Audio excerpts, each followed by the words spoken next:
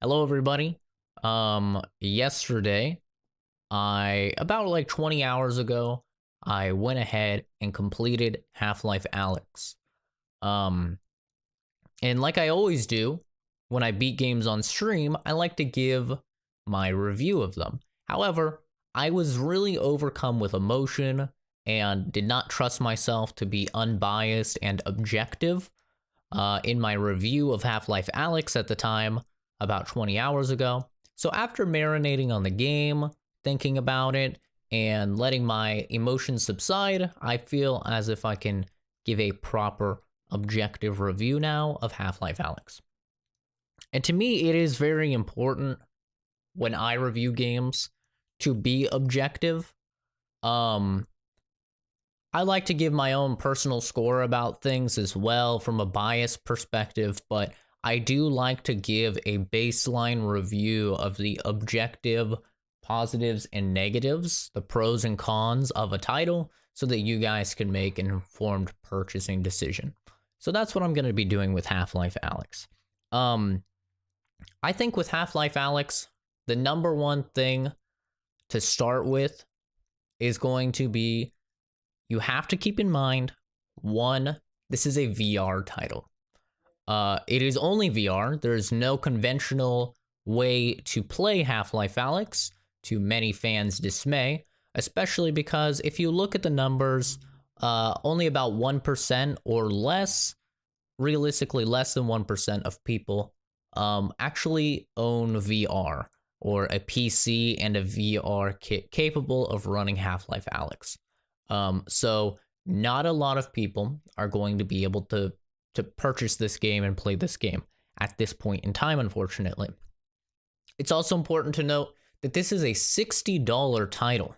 Now, that may sound normal for maybe people on console or fresh new game drops on PC, but a $60 title on VR is largely unheard of. It is very, very rare for a game to be $60 for a VR-only title.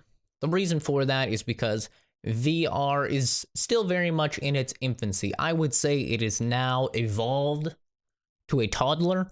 I think we have officially hit toddler status for VR. However, it's still very, very early. And as a result, we don't get a lot of games that are fully fledged games, full story, voice acting, cutscenes, stuff like that. You don't really get a lot of stuff like that in VR. It's actually very, very rare. But this is really the first $60 VR title that's that I can think of. It's kind of crazy. So please do keep in mind that I'm going to be evaluating this as a $60 full price product. Now, of course, if you're like me, or you're one of the few people that does have VR, you probably have a source of expendable income because VR is largely dominated by enthusiasts such as myself. So $60 may not be that much to you if you're spending, $2,000 on your PC and another $1,000 on your Valve Index or whatever. But it is important to note that it is a $60 VR only title. The first thing that I'd like to say about Half-Life Alyx is that this game takes place in between Half-Life 1 and Half-Life 2. Do not worry, there will be absolutely no spoilers for Half-Life Alyx in this review, or for the Half-Life games as a whole in this review, in case you're one of those people that hasn't even played any of them yet. This game takes place 5 years before Half-Life 2 Episode 2, which is the last Half-Life game that we actually have received, which is over 12 years ago, almost 13 years ago. So it's been a long time since we've forayed into the Half-Life universe, and it just is a wonderful universe. The first positive that I can say is that the Half-Life universe, everything that's going on, the art direction, the level design, everything is superb in this game. I really, really love the Half-Life lore and the universe of Half-Life, And this game puts you into that universe better than any Half-Life game before it, due to the fact that it is in VR. The level design, especially, is some of the most varied and interesting that I've ever seen in a VR title, and I am a huge, huge fan of the level design in this game. I think it is definitely one of the strong points. Moving on to another strong point, this is by far the best looking VR game I've ever seen. I've played a lot of VR games, and this is by far the best looking out of all of them. The texture work is second to none. When you're looking at the models of the enemies close up, they look superb. If you're even looking at just walls or inanimate objects, everything is absolutely superb. Speaking of the inanimate objects, Half-Life is of course known since Half-Life 2 with the development of the Source engine for next level physics, and Half-Life Alyx once again does that in spades. The physics are on point. They always feel realistic. Every item has a realistic weight to it, and you can interact with a lot of the objects, not everything. I had several moments where I saw like a shovel sticking up out of the ground, and I was like, man, I want to grab the shovel, and it's just stuck in the ground. You're gonna come across stuff like that, which can unfortunately break immersion a little bit, but overall, the physics are definitely on point in this game. Unfortunately, not a lot of physics puzzles though, which is kind of a bummer, because that's kind of what Half-Life is known for, is those physics puzzles, and why I loved Half-Life 2 so much back when I was playing it on the original Xbox, and I was like 12 years old back in the day. So a little sad that there's not a lot of physics puzzles, or just puzzles in general. There's really not a lot of puzzles in this game, but physics are definitely on point. However, I don't think that this game does physics better than other VR titles. I think Boneworks especially, and even the Walking Dead VR title, have better physics on display and have you being able to interact with absolutely everything. So it's definitely not the best that I've seen in the VR landscape, but it's quite good. And speaking of, puzzles and how this game doesn't have a lot of puzzles, what this game does have a lot of is horror elements, surprisingly. I was really surprised when I saw that this game was categorized as a horror game. I never really thought of Half-Life being a horror game. I mean, of course, the Ravenholm mission in Half-Life 2 is quite spooky, gave me nightmares as a kid, but I never really thought of Half-Life as a horror game until Half-Life Alyx. There is a lot of horror elements in this game, and if you are not a fan of horror, you get spooked easily, Half-Life Alyx is going to be a real rough ride for you, because there's a lot of horror elements, a lot of spooky walking around in the dark, zombies and headcrabs and stuff jumping at you, creepy sounds. There's a lot of spooks to be had, and I got scared quite a few times.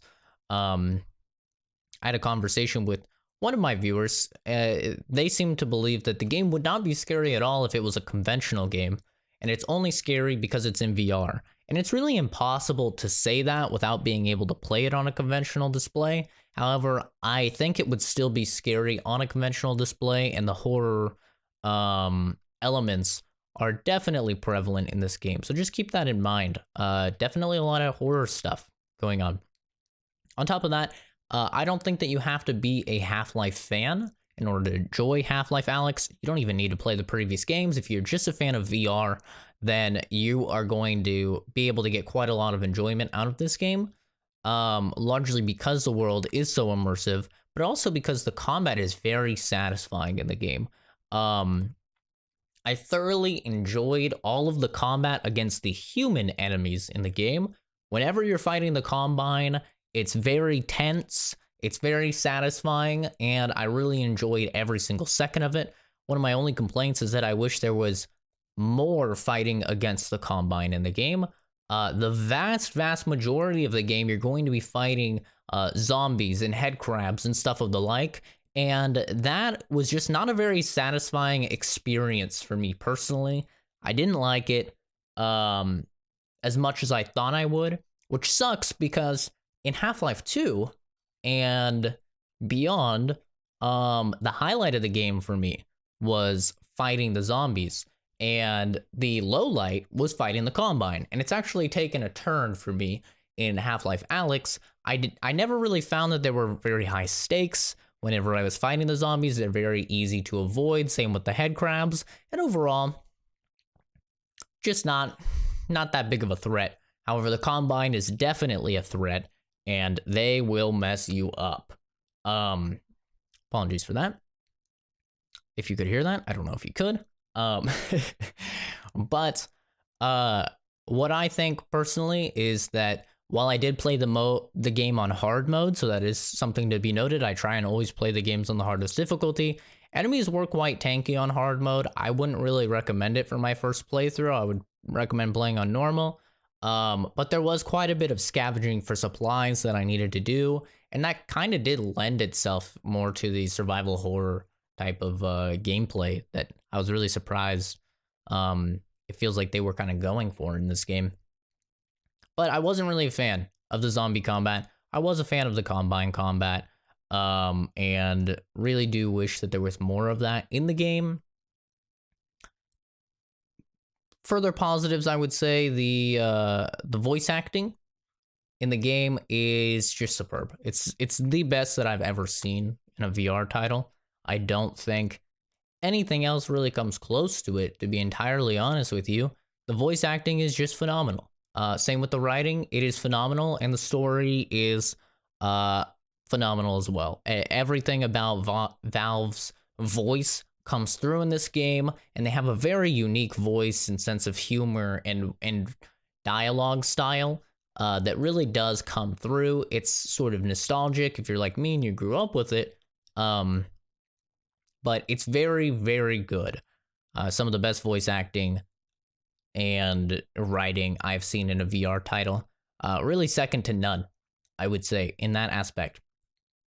However, speaking about the sound, the gun sound, someone in my chat said that the guns sounded like BB guns, which I think is a little dramatic, but the sound of the guns is not nearly as punchy as it should be. You play a game like Boneworks, and just pulling that trigger every single time is such a satisfying experience. Even if you're not shooting anyone, just the sound of pulling that trigger feels so good. And you don't really get that in Half-Life Alyx. The sound design in terms of the weapons, it's just not really there. It's very lacking. However, this is something that's always been prevalent in the Half-Life series, so it's not like it's anything new, but it is just something to note is that the sound design on the guns is really not there. It does not sound very good. But it's not that big of a deal, to be entirely honest. Just something to note when you compare it to other VR titles like Boneworks. Comparing to other VR titles, right, you have to talk about the price with the $60 price tag. Are you getting your money's worth with Half-Life Alyx? This is honestly really going to depend. If you're a Half-Life fan, I believe you're definitely getting your money's worth. There's no doubt about it. But if you're a Half-Life fan, you've probably already purchased the game. Let's be real, I don't know any Half-Life fan that has VR that didn't purchase this day one. I mean, it's been over a dozen years since we've had a Half-Life game, so you've probably already bought it. So the people actually wondering if they should get the game are probably not the biggest of Half-Life fans. And I think that while this game is very, very good, it took me about 10 hours to complete the game, and I was looking everywhere, trying to find all the Easter eggs in the lore and scavenge for supplies. And like I said, I did play on hard mode, so it took me a little bit longer. And it took me around 10 hours. Me personally, I'm definitely going to replay the game at least once or twice more, just because I really enjoyed the experience, to be honest. However, when you are comparing it with other VR titles, $60 is such a steep asking price, especially for a game that a lot of people will only play once for about a 10-hour experience. It's very difficult to say that it's worth when you have something like The Walking Dead Saints and Sinners, which is $40. It offers 2 or 3 or even 4 times as much content with its storyline and its upgrade paths and its collecting supplies and various levels. So you're looking at 20, 30, 40 hours for a $40 title, right? It's very difficult. Or Boneworks, which will give you 8 to 10 hours for your first playthrough as well. However, that's a $30 title, right? It's really difficult. However, I do believe personally that $60 is a good price point just because stuff for VR is expensive, man. There's no denying it. To even get into VR is an expensive thing. So a $60 title, while it is expensive, there is so much polish on this game. There is so much attention to detail. The voice acting is superb. The writing is superb. The level design is superb. I definitely do think that for me personally, it's worth the $60. However, let's get into some negatives, okay? It's not all sunshine and rainbows in the world of Half-Life Alyx, all right? There are some glitches that are prevalent. I experienced about 3 or 4 that impeded my progress. I had to actually restart from a previous checkpoint twice because I could not continue the game, which was a little awkward. The reloading is very annoying. For some reason, Valve wanted to be different from everyone else. I have no idea why. Every other VR game, you pull your magazine when you're reloading out of like your waist, like an ammo belt. However, in this game, you pull it out of your backpack, which is really, really frustrating. It's just strange. I don't know why they did it. They give you no option to change it up, but you essentially have to shoot, press a button to drop your magazine, reach up to grab a magazine, put that into the gun, and then rack the slide or press another button, which is kind of annoying, especially because if you're wearing any of the hats in the game, you're going to grab the hat instead. If you're wearing a respirator, which is actually an item that is very useful in the game, I was consistently grabbing the respirator off of my face instead of the mag from my back like I wanted to, which was very annoying as well. And sometimes it just wouldn't even, I'd be right here and it wouldn't be grabbing the mag at all. And this is actually a common complaint that I've seen. Some people have to reach directly over their head in order to grab a magazine, and overall, especially when you're playing on hard mode and you're gonna die in just a couple shots, it is quite frustrating. I have no idea why they didn't just have it like every other game where it's on your waist, but they didn't, so that's quite annoying. Another thing that's quite annoying is that for some reason there's no smooth turning in the game. There is only incremental quick turning. You can change that from as low as 15 degrees up to as high as 90 degrees each turn. And as somebody that is completely acclimated and has no motion sickness whatsoever, I play all of my games with smooth locomotion movement as well as smooth turning. This was a real bummer and completely took me out of the experience. It just ruined my immersion entirely, which is a really big bummer because it doesn't seem like it would be that hard to implement. It almost seems like it was supposed to be in the game because there is an option to turn quick turning off. However, that does nothing, so I don't know what that is. And overall, it really did serve to harm my immersion.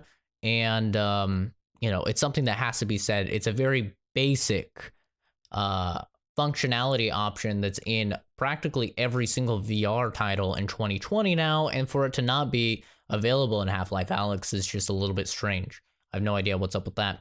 On top of that, there is no body. You are just floating hands. So that can be really detrimental to your immersion as well, since you're just a bunch of floating hands. It's not like Boneworks where you have your entire body modeled and everything from your arms to your legs interacts with objects and physics and stuff like that.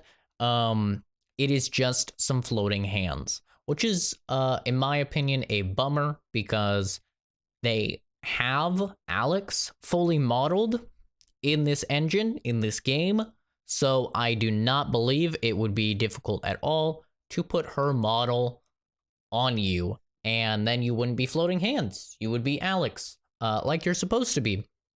So that's a really big bummer. I have no idea why they did that. Maybe they tested it with the full body and they found glitches. I don't know. I wasn't in the development room, but it is a negative for me. I definitely do prefer having the entire body instead of some floating hands. It really ruins my immersion personally.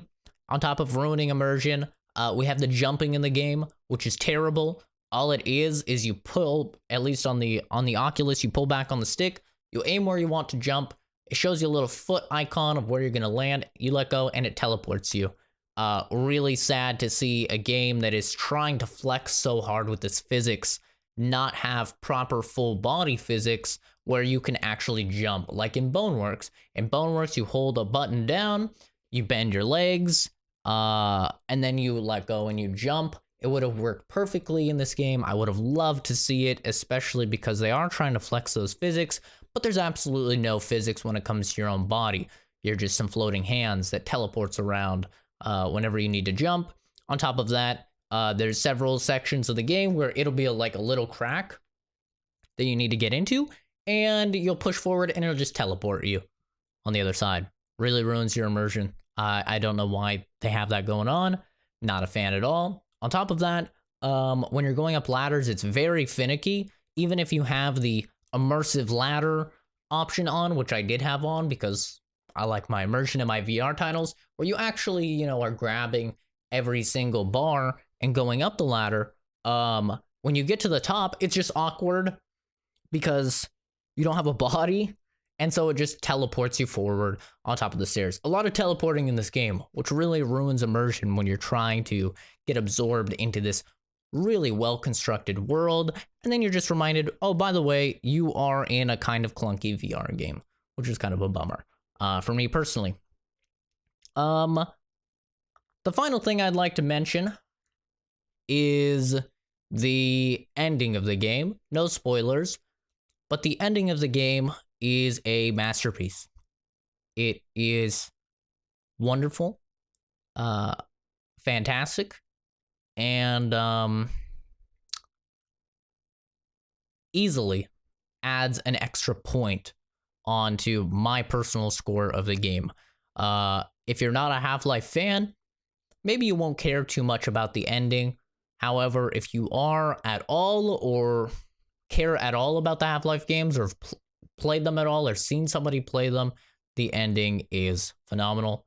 Absolute masterpiece, and adds an additional point onto my score.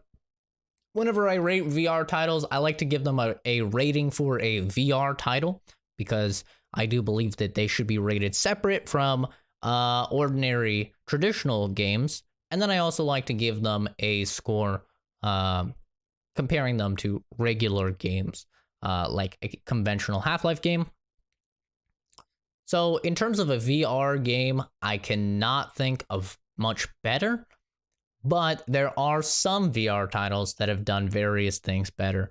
And I don't believe this is a perfect experience, so I don't believe it's a 10 out of 10. 10 out of 10 for me is a perfect game.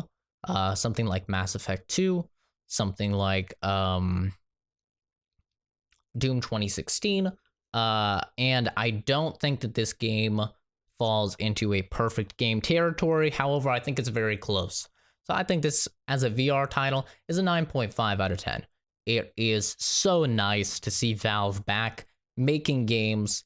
They're one of the original pioneers and just true innovators of our time when it comes to games as a medium.